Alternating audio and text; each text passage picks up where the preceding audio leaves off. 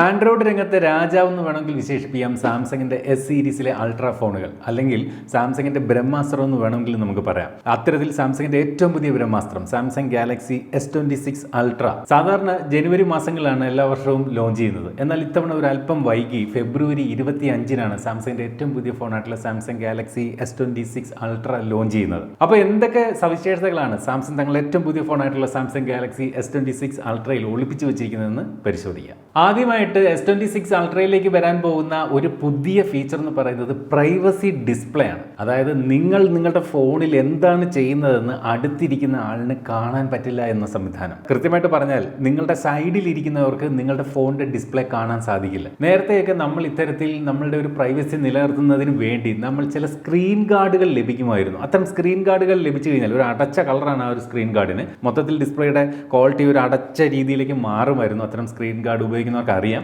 എന്നാൽ അത്തരം ഒരു സംവിധാനം, അതായത് പ്രൈവസി ഡിസ്പ്ലേ എന്ന് പറയുന്ന സംവിധാനം യാതൊരുവിധ സ്ക്രീൻ ഗാർഡിന്റെ ഒന്നും സഹായമില്ലാതെ ഡിസ്പ്ലേയിൽ തന്നെ എഐയുടെ സഹായത്തോടു കൂടിയും ഹാർഡ്വെയറിന്റെ സഹായത്തോടു കൂടിയും സാംസങ് S26 സീരീസിലേക്ക് കൊണ്ടുവരുന്നു എന്നുള്ളതാണ് S26 ഫോണുകളുടെ ഏറ്റവും വലിയ പ്രത്യേകത. ഇത് S26 അൾട്രയിൽ മാത്രമല്ല, മറ്റ് സീരീസിൽ S26, S26 പ്ലസ് തുടങ്ങിയ എത്ര ഫോണുകൾ എസ് സീരീസിൽ പുതുതായി വന്നാലും അതിലെല്ലാം ഈ ഒരു പ്രൈവസി ഡിസ്പ്ലേ എന്ന് പറയുന്ന ഫീച്ചർ ഉണ്ടാകുമെന്നാണ് ഇപ്പോൾ അറിയാൻ കഴിയുന്നത്. എന്നാൽ മനസ്സിലാക്കണം, നിങ്ങൾ ഉപയോഗിക്കുന്ന പഴയ മോഡൽ, അതായത് S25, S24 അത്തരം സീരീസിലൊന്നും ഈ ഒരു ഫീച്ചർ ഒരിക്കലും ഒരു സോഫ്റ്റ്വെയർ അപ്ഡേറ്റിലൂടെ ലഭിക്കുമെന്ന് പ്രതീക്ഷിക്കേണ്ട. അതിന് കാരണം നേരത്തെ ഞാൻ പറഞ്ഞ പോലെ ഇത് ഡിസ്പ്ലേയുടെ ഒരു ഹാർഡ്വെയർ സംവിധാനം വഴി നൽകുന്ന ഒരു ഫീച്ചറാണ്. കൃത്യമായിട്ട് പറഞ്ഞാൽ ഫ്ലെക്സ് മാജിക് പിക്സൽ OLED എന്ന് പറയുന്ന ഡിസ്പ്ലേ ആണ് S26 സീരീസിൽ സാംസങ് ഉപയോഗിക്കുന്നത്. അതുകൊണ്ടാണ് ഇത്തരത്തിൽ അടുത്തിരിക്കുന്ന ആളുകൾക്ക് നിങ്ങളുടെ ഡിസ്പ്ലേ ചരിഞ്ഞു നോക്കിയാൽ കാണാൻ പറ്റാത്തത്. അപ്പോൾ ഇത് നമുക്ക് എനേബിൾ ചെയ്യാനും ഡിസേബിൾ ചെയ്യാനും സാധിക്കും. നമുക്ക് എനേബിൾ ചെയ്തെങ്കിൽ മാത്രമേ ഈ ഒരു സംവിധാനം വർക്ക് ചെയ്യൂ. ഡിസേബിൾ ചെയ്തിട്ടാൽ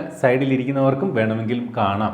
അപ്പോൾ എയുടെയൊക്കെ സഹായത്തോടു കൂടിയാണ് ഈ ഒരു ഫീച്ചർ സാംസങ് തങ്ങളുടെ പുതിയ സീരീസിലേക്ക് ഉൾപ്പെടുന്നത്. എന്തായാലും ഇതുവരെ നമ്മൾ അധികം ഫോണുകളിലൊന്നും ഹാർഡ്വെയർ രംഗത്ത് നിന്ന് കേൾക്കാത്തൊരു ഫീച്ചറാണ്. അത്തരം ഒരു ഫീച്ചർ എന്തായാലും സാംസങ് കൊണ്ടുവരുന്നു എന്നുള്ളതൊരു വലിയ കാര്യമാണ്. പ്രത്യേകിച്ച് സെൻസിറ്റീവ് ആയിട്ടുള്ള കണ്ടന്റുകളൊക്കെ ഫോണിൽ ഉപയോഗിക്കുന്നവർക്കൊക്കെ എന്തായാലും ഈ ഒരു ഫീച്ചർ ഇഷ്ടപ്പെടും. അടുത്തതായിട്ട് ഏറെ കാലമായിട്ട് സാംസങ് ആരാധകർ പഴി പറഞ്ഞുകൊണ്ടിരിക്കുന്ന ഒരു കാര്യത്തിനുള്ള ഒരു മറുപടിയാണ് വരുന്നത്. അതായത് ഇതുവരെ നമുക്കറിയാം സാംസങ് ഫോണുകളിൽ ഏറ്റവും കൂടുതൽ വന്നിട്ടുള്ള ഫാസ്റ്റ് ചാർജിങ് സപ്പോർട്ട് എന്ന് പറയുന്നത് 45 വാട്ടാണ്. ഈവൻ കഴിഞ്ഞ S25 അൾട്രയിൽ പോലും 45 വാട്ടിൻ്റെ ചാർജറേ ഉള്ളൂ. എന്നാൽ പല ഫോണുകളും ഇപ്പോൾ 100, 120 വാട്ടിൻ്റെയൊക്കെ ഫാസ്റ്റ് ചാർജിങ് സപ്പോർട്ട് നൽകുന്ന സമയത്താണ് സാംസങ് ഇവിടെ 45 വാട്ടുമായിട്ട് നിന്നുകൊണ്ടിരുന്നത്. എന്നാൽ അതിനൊരു മാറ്റം വരാൻ പോവുകയാണ്. S26 അൾട്രയിൽ 60 വാട്ടിൻ്റെ ഫാസ്റ്റ് ചാർജർ ആയിരിക്കും വരുന്നത് എന്നാണ് ഇപ്പോൾ കേൾക്കാൻ കഴിയുന്നത്. അപ്പോൾ ഒരുപാടങ്ങ് കൂടുന്നില്ല, ഒരു 15 വാട്ടിൻ്റെ ഫാസ്റ്റ് ചാർജിങ് സപ്പോർട്ട് കൂടുന്നു എന്നുള്ളത് മാത്രമാണ് S26 അൾട്രയിലേക്ക് വരുന്ന വ്യത്യാസം. ഈ 60 വാട്ട് ഉപയോഗിക്കുകയാണെങ്കിൽ S26 അൾട്ര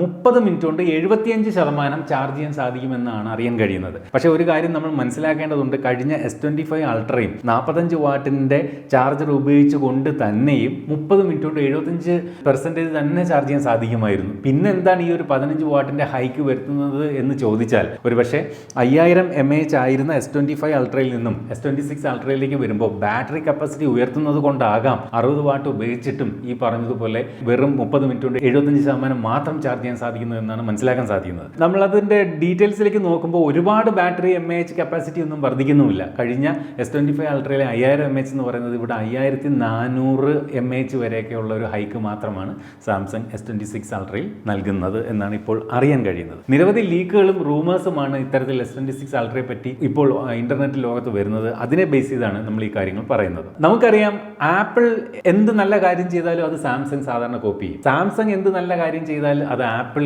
കോപ്പി ചെയ്യും എന്നൊരു രീതിയുണ്ട്. കഴിഞ്ഞ iPhone 17 Pro Max മോഡലുകളിൽ ആപ്പിൾ അവതരിപ്പിച്ച ഒരു സ്പെഷ്യൽ കളറായിരുന്നു ഈ കാണുന്ന കോസ്മിക് ഓറഞ്ച് എന്ന് പറയുന്ന സ്പെഷ്യൽ കളർ വേരിയന്റ്. ഇത്തരം ഒരു സ്പെഷ്യൽ കളർ ആപ്പിൾ ഈ ഒരു കളർ അവതരിപ്പിച്ചപ്പോൾ തന്നെ നമ്മൾ കേട്ടു തുടങ്ങിയതാണ് സാംസങ് അവരുടെ പുതിയ ഫോണിൽ അവതരിപ്പിക്കാൻ പോകുന്നു എന്ന്. അത്തരത്തിലുള്ള ചില റൂമേഴ്സുകൾ കേൾക്കുന്നുണ്ട്. അതായത് S26 അൾട്രയുടെ ഒരു സ്പെഷ്യൽ കളറായിട്ട്, ഒരു സാംസങ് വെബ്സൈറ്റിൽ മാത്രം ലഭിക്കുന്ന ഒരു എക്സ്ക്ലൂസീവ് കളറായിട്ട് ഒരു പക്ഷേ ഈ ഒരു കോസ്മിക് ഓറഞ്ച് കളർ ഉണ്ടാകാനുള്ള സാധ്യതയും തള്ളിക്കളയാൻ സാധിക്കുന്നില്ല. അതുപോലെ തന്നെ കഴിഞ്ഞ ഈ പറയുന്ന iPhone 17 സീരീസിൽ ആപ്പിൾ ടൈറ്റാനിയം മെറ്റീരിയൽ ഒഴിവാക്കി അലുമിനിയത്തിലേക്ക് തിരിച്ചു പോയിരുന്നു. ഇത്തവണ S26 അൾട്രയിലും ടൈറ്റാനിയം ഒഴിവാക്കി അലുമിനിയത്തിലേക്ക് തിരിച്ചു പോകുന്നു എന്നാണ് ഇപ്പോൾ കേൾക്കുന്നത്. അതുകൊണ്ട് തന്നെയും ഇത്തവണത്തെ S26 അൾട്രയുടെ കളർ വേരിയന്റ് പറയുമ്പോൾ ടൈറ്റാനിയം എന്ന് കഴിഞ്ഞ S25 അൾട്രയുടെ കളർ വേരിയന്റുകളുടെ പേരുകൾക്ക് മുന്നിലുണ്ടായിരുന്നു. അത് കാണില്ല എന്നാണ്. 4 വ്യത്യസ്ത കളറിലൊക്കെയാണ് S26 അൾട്ര വരുന്നതെന്നാണ് അറിയുന്നത്. അതുപോലെ ഇപ്പോൾ കഴിഞ്ഞ S25 അൾട്രയിലും ഒക്കെ സാംസങ് പിന്തുടരുന്ന ഒരു രീതിയുണ്ട്. അവരുടെ വെബ്സൈറ്റിൽ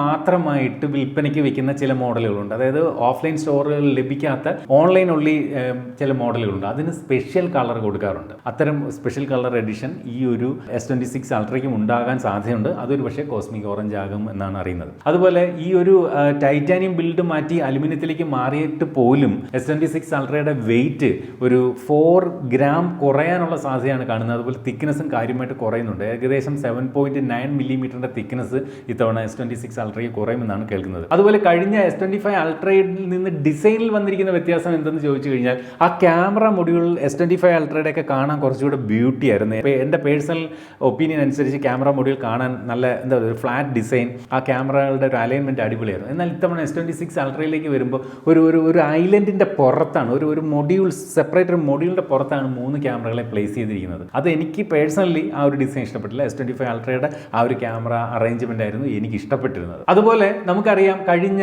സാംസങ്ങിൻ്റെ ഫോൾഡ് ഫോണായിട്ടുള്ള C Fold 7 വന്നപ്പോൾ C Fold 6 ഉണ്ടായിരുന്ന S Pen സപ്പോർട്ട് സാംസങ് എടുത്തു കളഞ്ഞിരുന്നു. അതുപോലെ S26 അൾട്രയിലേക്ക് വരുമ്പോഴും പലരും ആകാംക്ഷയോടെ നോക്കുന്നത് S25 അൾട്രയിൽ ഉണ്ടായിരുന്ന S Pen സപ്പോർട്ട് S26 അൾട്രയിൽ ഉണ്ടാകുമോ എന്നുള്ളതാണ്. ഉണ്ടാകും എന്നാണ് ഇപ്പോൾ അറിയാൻ കഴിയുന്നത്. S Pen സപ്പോർട്ട് ഇത്തവണയും S26 അൾട്രയിൽ കാണുമെന്ന് കേൾക്കുന്നുണ്ട്. പക്ഷേ S25 അൾട്രയിൽ വന്നപ്പോൾ തന്നെ S Penന്റെ ബ്ലൂടൂത്ത് ഫീച്ചറുകൾ സാംസങ് ഒഴിവാക്കിയിരുന്നു.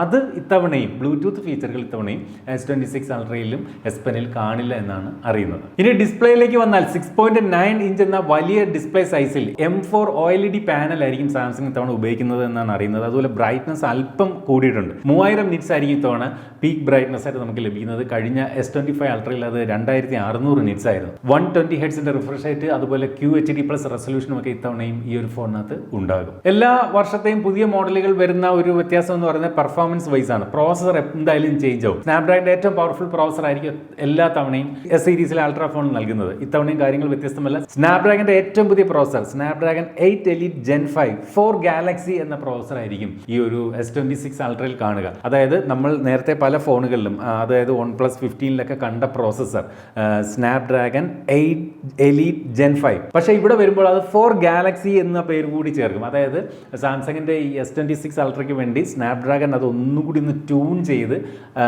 S26 അൾട്ര നല്ല രീതിയിൽ വർക്ക് ചെയ്യുന്നതിന് വേണ്ടി ട്യൂൺ ചെയ്ത് ഇറക്കുന്ന ഒരു പ്രോസസർ എന്ന നിലയിൽ ആ ഒരു പ്രോസസറിനെ ട്യൂൺ ചെയ്ത് കൊണ്ടുവരുന്നതുകൊണ്ടാണ് ഈ ഒരു 4 Galaxy എന്ന പേര് അതിനോടൊപ്പം വരുന്നത്. 12GB RAM, 16GB RAM തുടങ്ങിയ വേരിയന്റുകൾ കാണും. അതുപോലെ 256GB സ്റ്റോറേജ് മുതൽ 1TB വരെയുള്ള ഒരു സ്റ്റോറേജ് ഓപ്ഷനും എന്തായാലും ഇത്തവണ S26 അൾട്രയിൽ കാണുമെന്നാണ് പ്രതീക്ഷിക്കുന്നത്. ഇത്തവണ കുറച്ചുകൂടെ ഫാസ്റ്റ് ആയിട്ടുള്ള RAM ആയിരിക്കും ഫോണിൽ ഉപയോഗിക്കുന്നത്. അതുകൊണ്ട് തന്നെയും AI സംവിധാനങ്ങൾ വളരെ വേഗതയിൽ ഈ ഒരു ഫോണിൽ ചെയ്യാൻ സാധിക്കുമെന്നാണ് കേൾക്കുന്നത്. ക്യാമറയുടെ കാര്യത്തിലേക്ക് വന്നാൽ S25 അൾട്രയിൽ നിന്നും മെഗാ പിക്സലുകളുടെ കണക്കിൽ യാതൊരുവിധ വ്യത്യാസവും വരാനുള്ള സാധ്യതയില്ല. കഴിഞ്ഞ പ്രാവശ്യത്തെ പോലെ തന്നെ 200 mega pixel primary camera, 50 mega pixel ultra wide angle camera, 50 mega പിക്സലിന്റെ ഒരു പെരിസ്കോപ്പിക് സെൻസർ, 10 മെഗാ പിക്സലിന്റെ ഒരു ടെലിഫോട്ടോ സെൻസർ, ഈ ഒരു രീതിയിൽ തന്നെയായിരിക്കും ഇത്തവണയും ഫോണിന്റെ ബാക്കിലെ ക്യാമറകൾ കാണുക. പക്ഷേ സെൻസറുകൾ, സോണിയുടെ ഒക്കെ സെൻസറിൽ ചിലപ്പോൾ അങ്ങോട്ടും ഇങ്ങോട്ടുള്ള മാറ്റങ്ങൾ വരികയും ക്യാമറയുടെ പെർഫോമൻസിൽ കുറച്ചുകൂടെ ബെറ്റർ ആവാനുള്ള സാധ്യതയും കാണുന്നുണ്ട്.